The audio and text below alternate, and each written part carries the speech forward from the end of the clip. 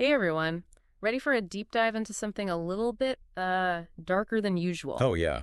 Always up for a good descent into the shadowy side of folklore. So we're looking at Godfather Death this time. It's a German folktale. I know you've got some excerpts. Yeah, some pretty fascinating bits and pieces. And just the idea of death as a godfather is like, whoa, not your typical bedtime story. Right. It definitely makes you rethink those happily ever after endings. But that's what I love about these folktales. They're not just stories. They get you thinking. Yeah, absolutely. They dig into these big questions, Yeah. like about morality, fate, Mhm. the consequences of messing with the natural orders thing. Right, like playing with fire almost. Exactly. So for anyone who hasn't heard this tale, let's start with the setup. Okay, so we've got... We've got this poor man totally desperate because he's just had his 13th child. Wow, 13. Yeah, a big family, and they need a godfather for this kid, someone to look out for them, you know? Sure, like a mentor almost. Yeah, but he's not exactly thrilled with the usual options. Yeah. Can't say I blame him. God and the devil, not exactly known for their fairness, shall we say. Right, and it's not just desperation either. It's like he's really thinking about it. He's discerning. He's weighing his options. He sees God as favoring the rich and the devil. Well, the devil's a deceiver. Not the best role models. Not exactly. So he ends up choosing death. Death. Wow. Okay. Bold move. Right, I mean, death is at least honest. There's no sugarcoating there. That's true. Yeah. Death treats everyone equally. Rich or poor, doesn't matter. And what does death do in return for this honor? Well, death gives the child a unique gift. The ability to become a famous doctor. A doctor. So he can heal people. Exactly. But of course there's a catch. There's always a catch. Always. So the doctor can only heal someone if death is at the head of their bed. Okay. But if death is at their feet, well, it's game over. Oh, wow. So it's like this constant reminder of his connection to death. Like this power play, you know? Mhm. This power to heal comes with a very specific set of rules. That makes you wonder, is it even really a gift or more like a curse? Right, because it sets up this moral dilemma from the start. Definitely. And as you can imagine, the doctor becomes incredibly successful. With that kind of power, I bet. People are practically throwing gold at him, but then Yeah. Oh. the king gets sick. There it is, the classic wrench in the works. Exactly. And it's not just that the king is sick. It's that death is standing at the foot of his bed. Oh, no. So the doctor's facing his first real test. Does he obey death or does he defy him? Exactly. It's loyalty versus ambition. And the stakes are pretty high, I'd say. You know, it makes you think about those real-life situations where doctors have to make tough calls. Absolutely. You've got your duty on the one hand and then the desire to save a life on the other. So what happens? Does he follow the rules? Well, he doesn't. He turns the king's bed around so that death is now at the head. Clever. It is clever, Mhm. but it also shows you that he's willing to manipulate the system to play with forces he might not fully understand. And how does death react to this little trick? He's not happy. Not happy at all. I bet. It's a pretty clear warning. Don't try that again. But you get the feeling that the doctor's ambition might get the better of him. It's human nature, isn't it? To push Really the good. boundaries, to see how far you can go. It's like he's tasted power and now he wants more. Yeah, the story definitely sets us up for a fall. We know this defiance can't end well. No, it can't. And the fall comes, almost immediately. The king's daughter, the princess, she falls deathly ill. Of course she does. It's like the story just had to up the ante. Right. Like, what could be worse than the king dying? Well, how about his heir apparent? Talk about pressure. Oh, yeah, the king's offering crazy rewards, anything to save her. I can only imagine the desperation. It's like this ultimate dilemma, right? Yeah. Even greater power versus the wrath of death. I mean, how do you even choose? Right. It makes you think, what would I do if I were in that situation?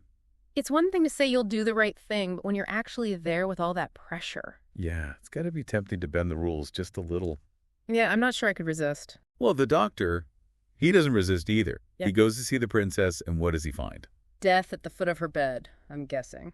You guessed it. And this time, Death isn't messing around. He's angry. There's no more playing nice. It's a straight-up threat at this point. Pretty much.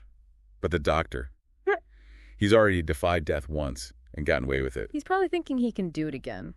It's like that gambler's mentality, You win big once and you think you're invincible. I've been there. So he does it again, turns the princess's bed around, saves her life. But we all know this can't end well, right? Nope. There's always a price to pay. What happens? Does death just strike him down right there? Not quite. It's more subtle than that. Death takes the doctor by the hand. Oh, that can't be good. and leads him down into the underworld. Talk about a gulp moment. I know, right? Just imagine being dragged down there by Death himself. But what's it like down there? Does the story tell us? It does, and it's pretty creepy. The doctor ends up in this massive cave. A cave? Yeah, and it's filled with these lights. Thousands of them, some bright, some dim, some just flickering. Okay, that's a little unsettling. Each light, Death explains, represents a human life. Wow, so you're seeing all these lives laid out before you. And it really emphasizes how fragile life is, how easily those flames can be snuffed out. I bet the doctor's feeling a little nervous at this point. Oh yeah, he's terrified. Death even points out his own light. Tiny. Yeah. Just a little flicker about to go out. So he begs for more time, I'm assuming. He does. He wants to enjoy his success, his fame. He's even supposed to marry the princess. It's almost sad in a way. He's achieved all this and now it's being ripped away. And Death could just say, no, right? End it right there. But he doesn't. So what does he do? He plays with him. Yeah. He takes this big bright candle and acts like he's going to attach the doctor's little flame to it. To give him more life. It seems that way. But as he's doing it, he accidentally drops the doctor's flame. It goes out. The doctor's life is over. Just like that. Just like that. It makes you wonder, was it really an accident? Right. Or was Death playing him all along, getting his revenge?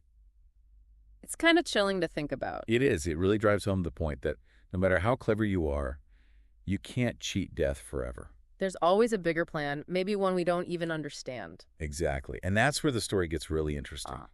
It's not just about Death. It's about the consequences of our actions. The dangers of playing God. Exactly. The doctor, he got too ambitious and it cost him everything. You know, it's interesting how this story really makes Death a character, not just some faceless force. Yeah, it's not just like a Grim Reaper figure. It's Death with personality. Makes you think about how different cultures view Death.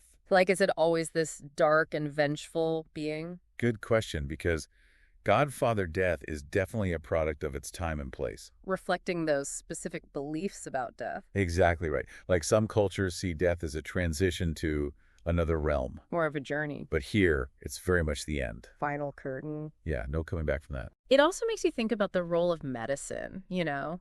Oh, definitely. The doctor, he had this amazing gift, but he still couldn't escape death. Right. It's like even with all our advancements. It's like all medical intervention is pointless. Well, I don't think it's saying that exactly. Yeah. It's more nuanced than that. It's not anti-medicine. It's more about recognizing the limits. Okay, so the doctor went too far. Yeah. He crossed a line, tried to play God, and that's where things went wrong. So there's a difference between healing and cheating death. I think so. You can heal it. You can try to alleviate suffering, but you can't control the ultimate outcome. You can't stop the inevitable. And that's a huge question in medical ethics today. It is, right? Like, how far do we go to prolong life? When does it become futile? Exactly. Godfather Death doesn't give us easy answers, but it sure makes us think about them. And that's what I love about this story. It's not black and white. It stays with you. It makes you question your own beliefs about life and death and everything in between. The symbolism is really powerful, too. Oh, yeah, definitely. Yeah. Like that cave of lights with each flame representing a life. So visual, right. You can practically see those flickering flames. It's like this reminder that life is precious and fragile. And that death is always there lurking in the background. No matter how much we try to ignore it. It's a little scary, but also a reminder to appreciate what we have. To make the most of each moment. Well, we've covered a lot of ground today. We have, from defying fate to cultural views on death. It's been a real deep dive. Into some pretty dark waters. But that's what we do here. So as we wrap up, I want to leave you with a question. Okay, hit me. What would you do if you were in the doctor's shoes? Would you defy death? And what would you be willing to risk? Something to think about. Until next time, keep diving deep, everyone.